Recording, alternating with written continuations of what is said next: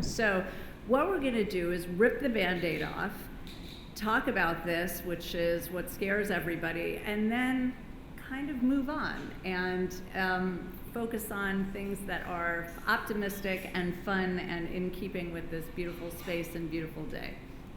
So these are some disclosures. Okay, so just to spend a minute here. Telling the future, that's not me, by the way.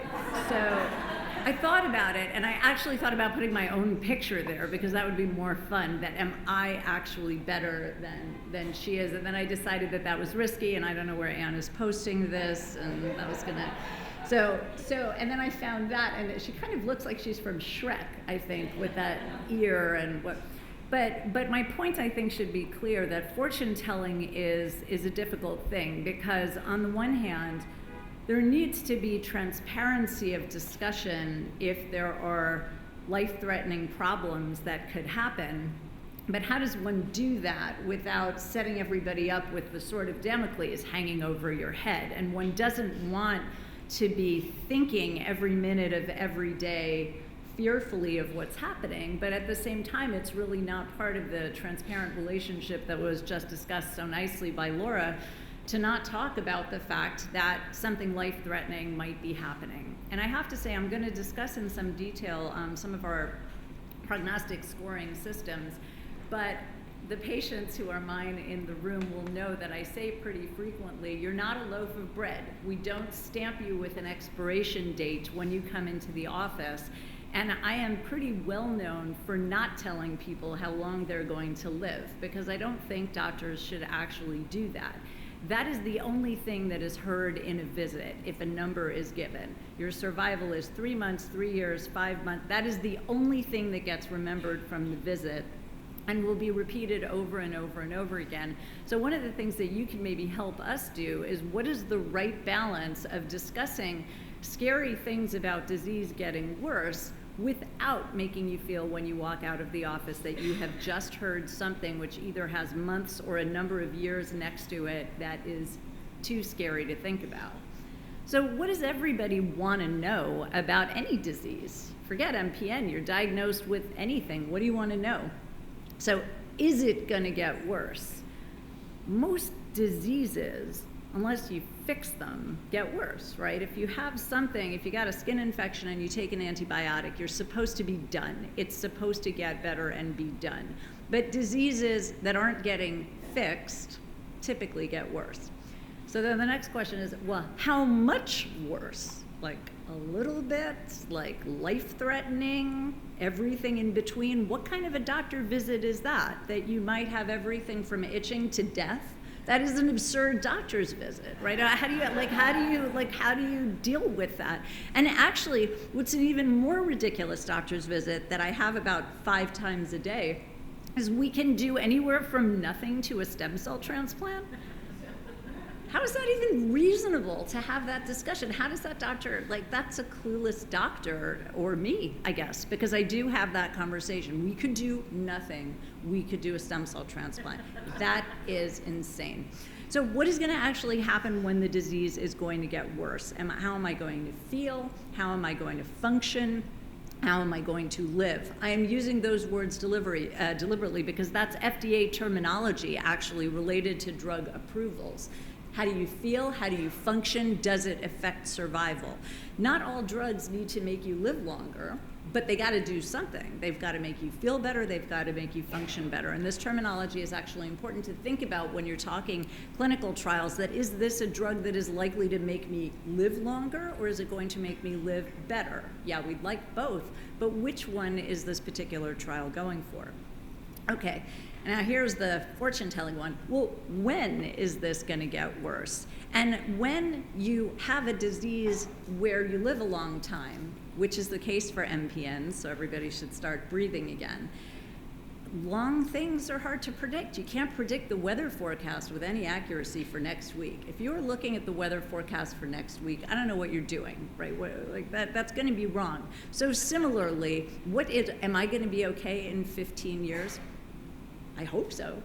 But these are very, very, very tough questions to answer. And I think that you have to be careful when you're thinking about the entire topic of progression to keep sort of what I'm saying, and I'm lingering on this slide deliberately, because you have to keep this in context for all the other stuff that I'm going to say. Now, the last one is the hardest one, because, okay, if I've told you that you have a disease, and it's got some letters, and you just looked it up, and if you look up MPN on Dr. Google, you will be sure that you have about 20 to 30 minutes to live, because it goes right down the road to, you've got blood clots in your brain, your heart is going to explode, then you die, then we transplant you, and then you die again. And that is what it looks like when you read this. So is there anything that I could actually do to stop this from getting worse? And I think preventative strategies are obviously what we would all love to be better at, and maybe even some clinical trials of prevention. I'll mention that a little bit. Okay, so if you focus for a minute on the picture, what we're talking about here today is Philadelphia chromosome-negative myeloproliferative neoplasms, so that's a mouthful. We're not talking about CML in this room. That's a different disease.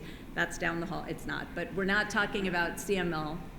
We might be talking a little bit about CMML, but not really. We're mostly talking in this session about essential thrombocytosis, about polycythemia vera, and about myelofibrosis.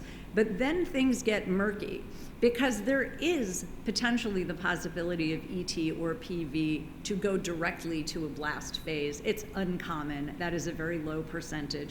But you can go into worsening fibrosis, a worsening fibrotic stage of the disease, and then transform to a leukemic phase or a blast phase, or not do any of that.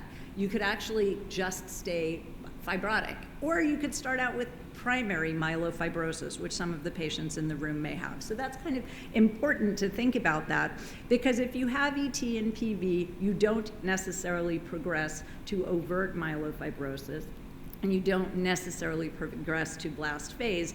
But people say they fear the C word of cancer. I think the L word of leukemia is certainly something that most people don't know exactly what it is actually, but they pretty much know they don't want it. Now, what are the clinical problems? Progression of disease in the medical sense, we are typically defining very specifically as progression to a more fibrotic state or to accelerated or blast phase disease. But from a patient perspective, well, okay, whatever I'm going to classify as progression, what am I experiencing? Constitutional symptoms can, in fact, be progressive. You can have things like fever, weakness, fatigue, weight loss, loss of muscle mass that's a little or a lot. Everybody in this room, I'm willing to stipulate up front, has fatigue. If you don't, I'll see you afterwards. Jane Fonda may not, but everybody else has fatigue. Okay, we just all do. So how do you talk about fatigue? Like, are you fatigued? Yes. Chris Rock actually had a very funny video about this a long time ago. He was looking at ads on TV for medications.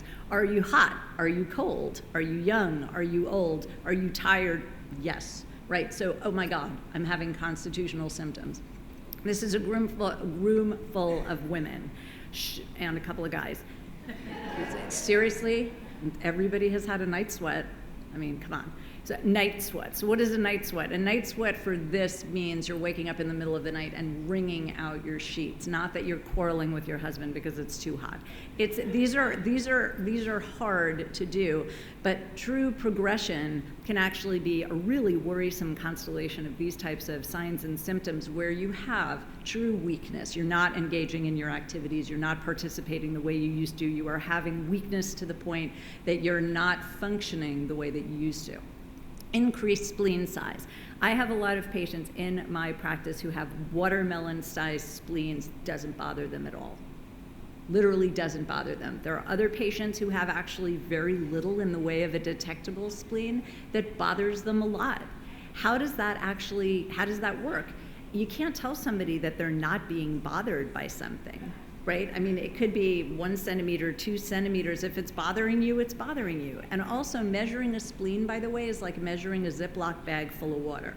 Good luck with that. If you go for an ultrasound and a CAT scan, they're not going to be the same. And if you come to our office, it's not going to be the same. So these measurements, oh my God, my spleen went from 11 to 15 centimeters. Is that progression of disease? Be careful. These are the kinds of numbers that can make you very upset that actually may not at all be constituting progression of disease.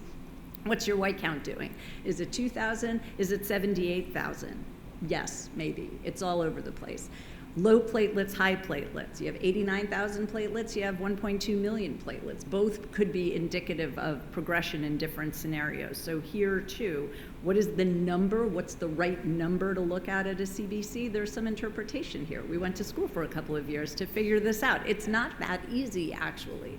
And we're going to talk a lot about blasts, but everybody in the room has had a blast at some point, and I can't tell you how many people are referred to me for transformation to acute leukemia with one blast that was there on Tuesday, but by the time they're in my office on Thursday, it's not there anymore. So one blast isn't acute leukemia either. Loss of response to medication, is that progression? It sure feels like progression to a patient. This was working, I felt great for 5 years, now I don't. This disease is getting worse. Maybe it isn't on paper, but it is for me because my medicine stopped working. Now, here are the numbers. If you look at the 20-year cumulative estimate of blast phase transformation.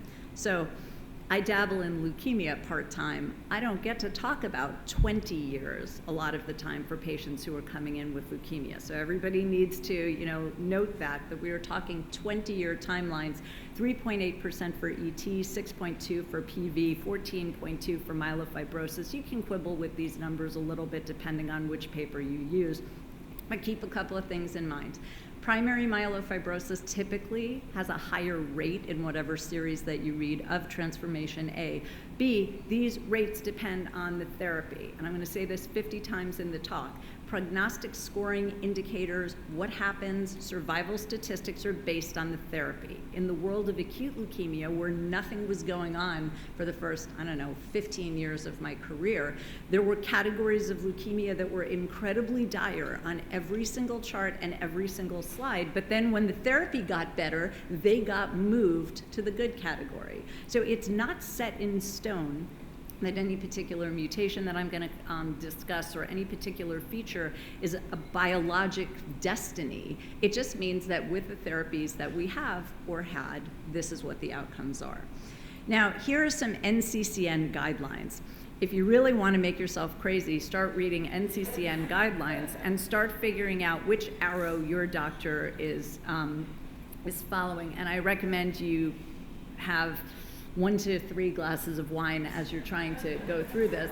But so let's just basic things, right? There are guidelines.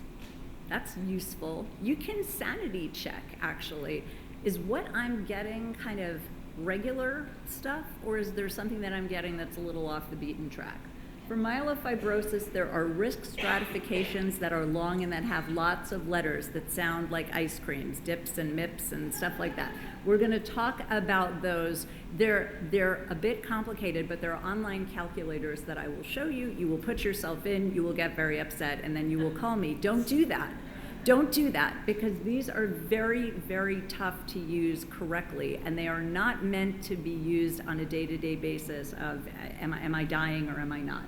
If you look at the PV and ET, you can see very clear stratifications into low risk and high risk, okay? This is based on whether or not there's a JAK2 mutation, it's based on age.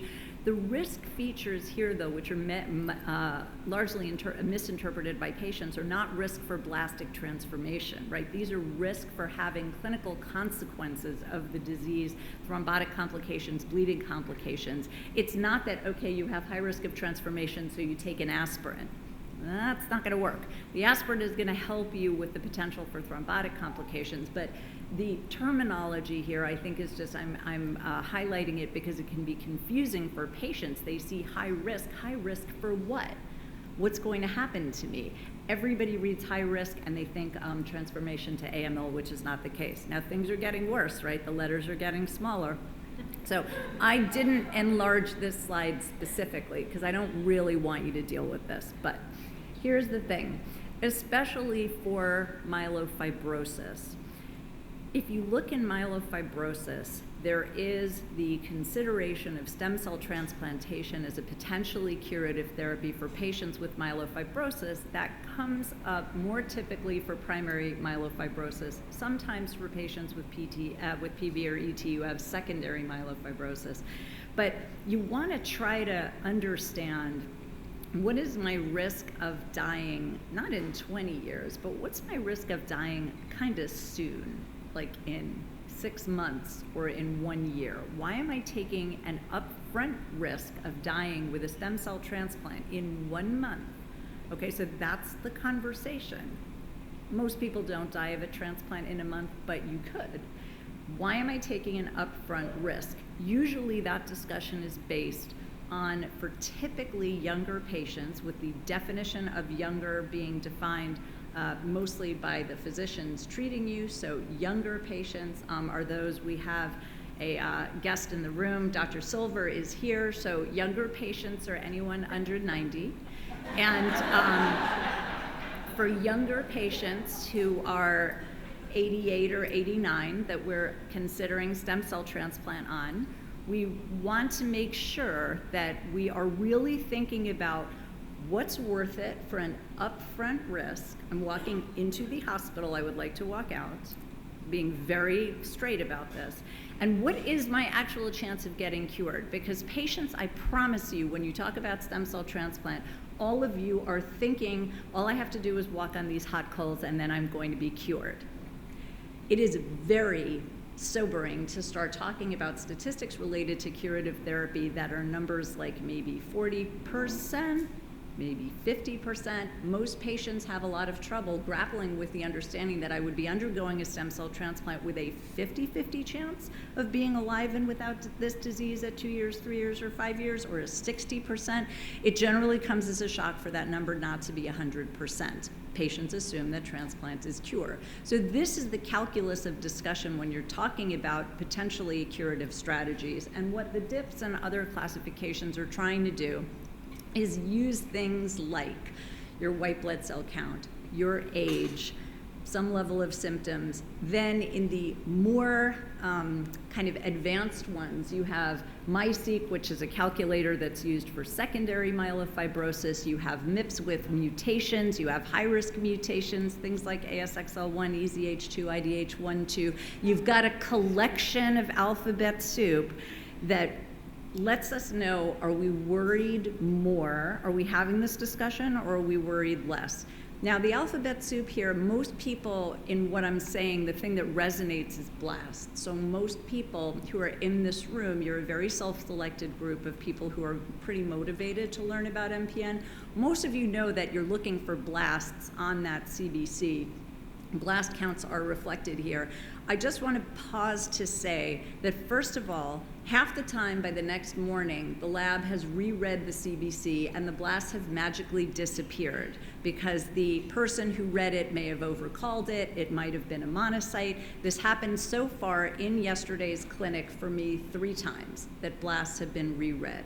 So note to self, this doesn't mean anybody's making a mistake. It doesn't mean they know what they're doing. It means that sometimes white cells can look actually difficult to interpret under the microscope, and the person who might have been reading it at your 4:30 p.m. appointment may not have been the chief tech, who then looks at it the next day and says, we're sorry, those 4 blasts that we saw are gone.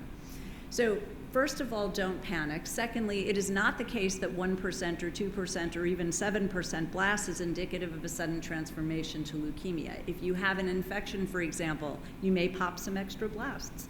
If you're aggravated, which will definitely happen in my office, you will pop some extra blasts.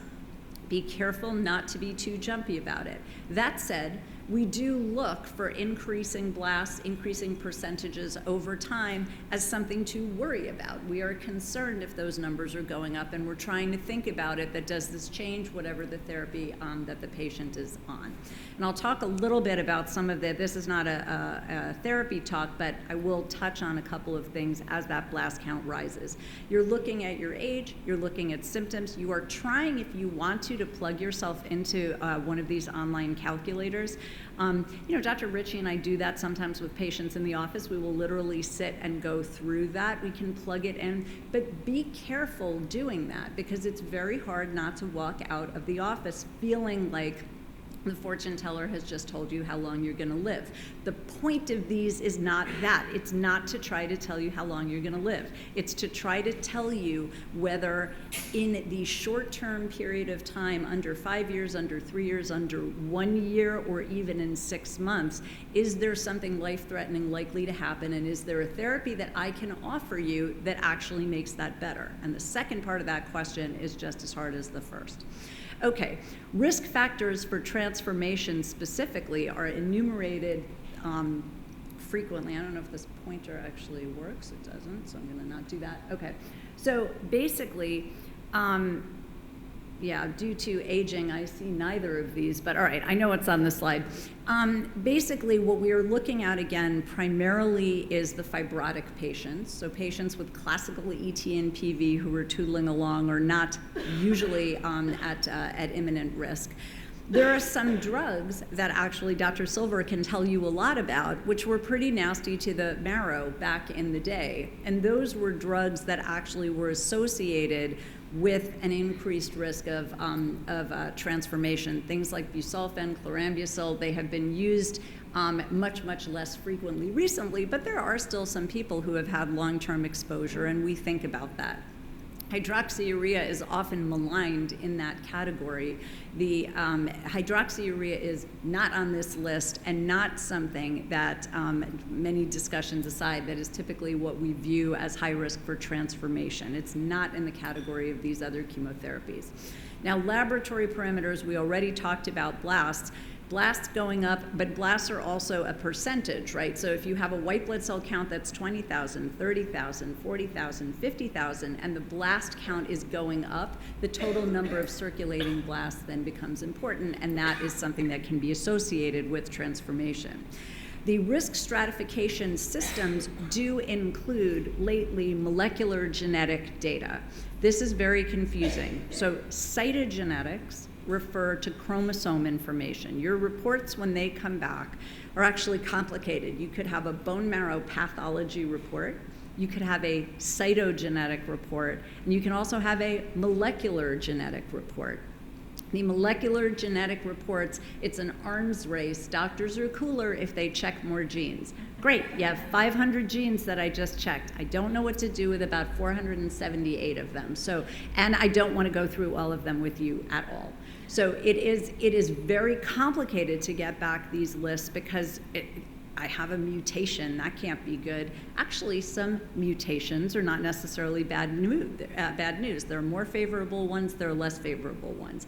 Here, there are lists of ones, and there are some, you can have a mutation that you know you have, it gets circled, it gets onto one of these online calculators as a poor risk, but the mutational data is coming out much faster than the therapeutic data. Just keep that in mind, that we're looking retrospectively at patients with treatments in the past. So if you have an EZH2, an ASXL1, one of the mutations that comes here on the high risk, we're looking backwards in time, not forwards. And I think that's very, very important to know, because new treatments, new things, and the new drugs. I mean, everybody was cheering last week. We finally have momelotinib approved.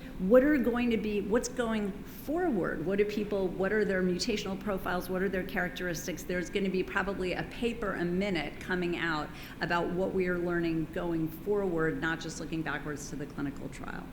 So can we actually reduce the risk of progression? So I would say this is a little bit about the definition of progression. So certainly we can reduce the risk of complications, and the reduction and prevention of thrombotic complications.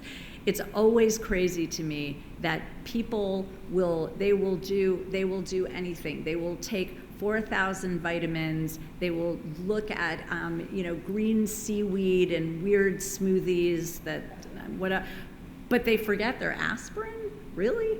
Also, it was completely confusing when CNN and all of the news media came out relatively recently with the debunking of aspirin, right? So for ages and ages, an apple a day kept the doctor away, then it was an aspirin a day kept the doctor away, then it was, oops, maybe not everybody should be taking aspirin a day, because from a general population cardiovascular risk benefit analysis, actually, if grandma's on aspirin and goes to the park and falls off the swing and gets a subdural, that aspirin didn't help. And there were bleeding complications for patients in the general community. But all the MPN patients got confused by this, and we had myriad patients stopping their aspirin. Polycythemia vera was not what was on CNN, right? That wasn't the stop the aspirin. Aspirin is not for everybody. There are patients who can have bleeding and bruising complications, but in general, aspirin is something that should be discussed carefully with the doctor to see if that would be of benefit for you. Now, interferon. I was going to talk a lot about interferon. Dr. Silver is the kind of king of interferon, and I am now talking as somebody who grew up in the weird world of Cornell, where for years and years and years, I think, and he will correct me, I am sure if I get this wrong, but I believe that he was basically called a nut for using interferon years and years and decades ago when he did. And what's interesting is that the data have been fairly convincing that there are potentially protective effects in the marrow, anti-inflammatory and other mechanisms have been brought forward for long-term use of interferon in pretty low and well-tolerated doses. And these data are kind of evolving, because again, for patients who live 20 and 30 years, which is a good thing, it's very difficult to rip you in half and give half of you interferon and not give it to the other half. But I would say that this is an emerging story about the potential benefits in a myeloprotective or bone marrow protective way for some patients with early stage disease that is definitely getting discussed. And there's also a recent approval of a form of interferon. Ropeg has been approved, which is also, I think, getting a lot of attention as a potentially good strategy for not progression to blast phase disease, and the survival question, I would say, is still open, but myeloprotective effects to try to ward off fibrosis. Now, what about a vaccine? So we have a whole bunch of vaccines being videoed, but I would say with skeptical efficacy. But we would love to have a vaccine for these diseases. And if you've looked at some preliminary work, for example, on CALR vaccines, there are preliminary efforts to look into vaccine therapy. I'm not sure that's going to work, but it's being investigated. Monoclonal antibodies, too. I'm sure many of you heard about the development of a CALR monoclonal antibody. So there are patients with calreticulin mutations. Would there be a benefit to have either a vaccine or an antibody? These are new things. You can't go out and get this. They are not at CVS. They're even mostly not in clinical trials. But we would all love the idea, in particular for patients in their teens and 20s and 30s who are diagnosed with this, to be able to prophylactically do these measures. Now, anti-inflammatory medications are in clinical trials, including in New York City. Things like canakinumab, for example, are medications where they're damping down the inflammasome or inflammatory cytokines that may be affecting the marrow. They have side effects. There are increased infection risks and other potential complications, but we all would like to be on the prevention side, because transformation to acute leukemia is a very, very difficult problem with this disease. It's hard.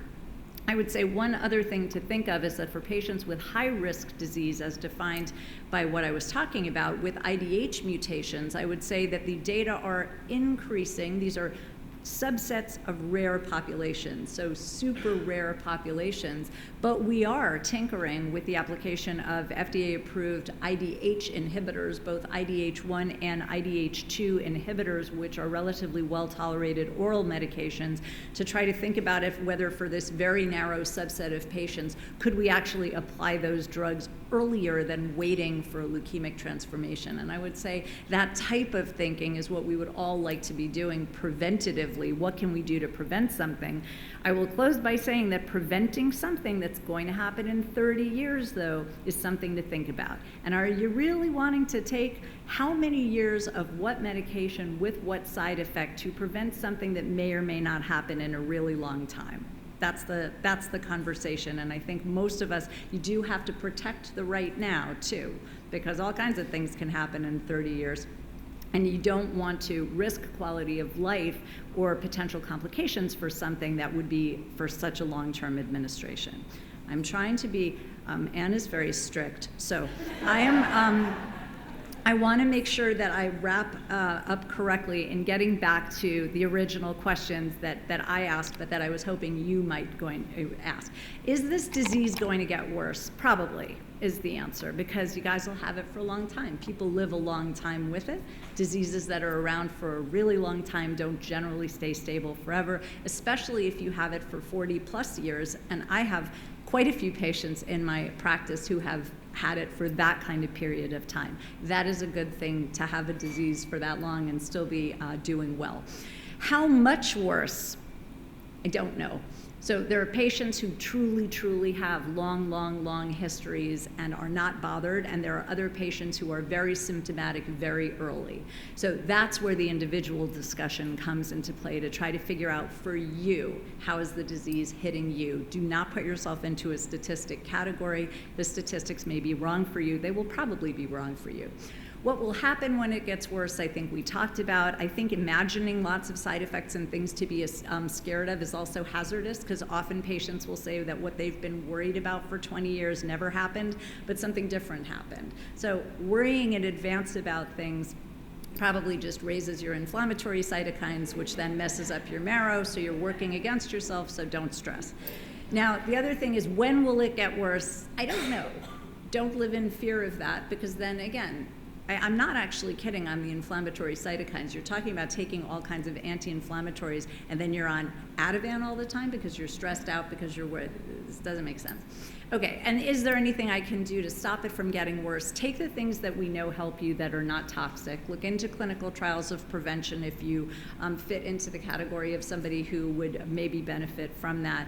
And I really hope that as we sit and go through what is hopefully a very long journey for everyone, so that everybody is coming back here when they're 90, that we will have this figured out better, so that we can actually do the prevention route and never have to deal with the dreaded complications.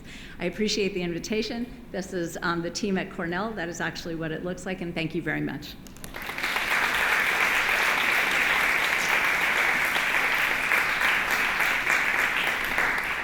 That was wonderful. We've had two great speakers. I love this, and I hope you do too.